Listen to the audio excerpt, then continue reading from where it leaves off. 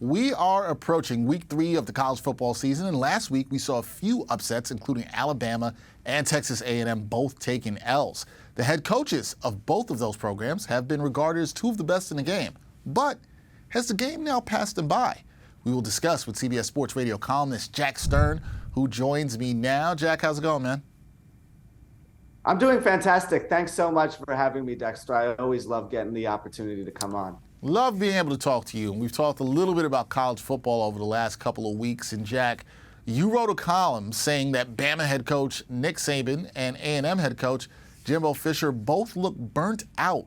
Why do you believe the two head coaches are burnt out right now? Well, it just seems that they're a little fatigued and that their approach to both recruiting and coaching on the field isn't really working the way that it used to. Recruits nowadays want to hear about what you can do for them, how you can help secure an NIL deal, how you can help them make millions of dollars while they're in college performing on the field. And while both coaches have done a really nice job with that, they just aren't necessarily as in tune with reality anymore. And also the talent pool around them has gotten a whole lot better. We all have heard about the guys who have come off the Nick Saban tree, whether it be Lane Kiffin, Fisher, or Kirby Smart at Georgia, who have overtaken him. But the talent pool in the coaching ranks around both Fisher and Saban has gotten a lot more desirable. They're no longer the kings of the castle. And in their older age, they're just not as fresh as they once were either. So I think it's a combination of those things that have made those two guys who at one point were kind of the kings of the castle in the sport just a little bit burnt out. So you said at one point they were the kings of the castle. In sports, it's always evolving, and both are older coaches, and you wonder if they're set in their ways. Can either of these men evolve with the times and still win with their current programs? Do you think that's possible?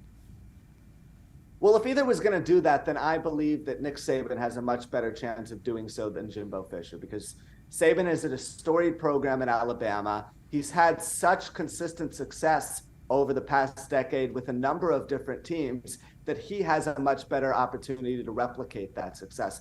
Jimbo Fisher hasn't been very good with Texas A&M pretty much since he set foot in College Station. Now, there has been a very nice season or two that he's had at times, but generally speaking, he struggled to get that program to where they once were when Johnny Manziel was the quarterback. And I don't really believe that he can do a very good job getting them back. I mean, they have a really tough schedule ahead of them. They have 4 games against ranked opponents, and then the 2 conference games that they play against unranked opponents aren't exactly walks in the park either. They play Auburn after a cupcake matchup with Louisiana and Monroe.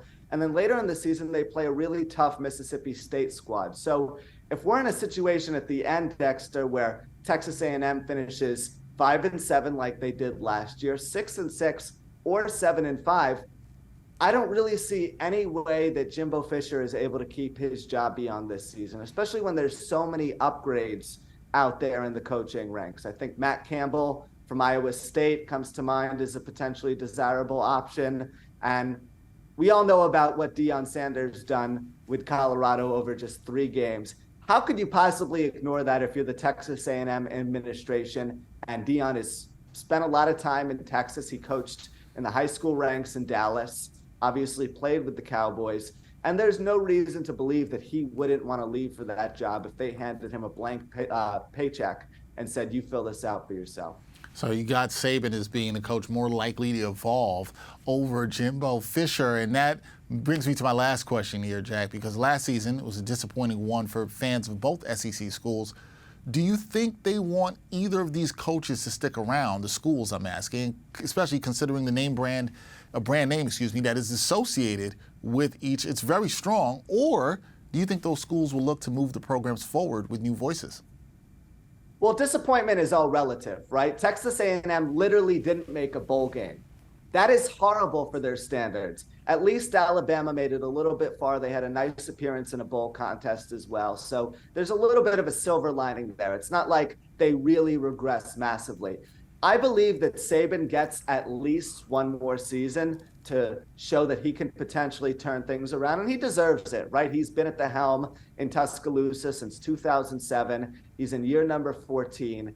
He's been with multiple different generations there and coached a number of really successful players who have gone on to the next level and performed really well. So he's going to get a chance to continue to coach Alabama. As I just mentioned, I cannot say that the same thing is the case for Jimbo Fisher. And I do believe that the fan base and the donors down in College Station are all clamoring for his dismissal. After they had that really tough loss to Miami, an ACC school who hasn't been nearly as successful recently, I think that kind of put the nail in the coffin. You can't keep your job when you're losing to inferior non-conference opponents. And frankly, I don't really see any way that Jimbo Fisher survives this season. I think everyone around that program is really just clamoring for an upgrade at this point.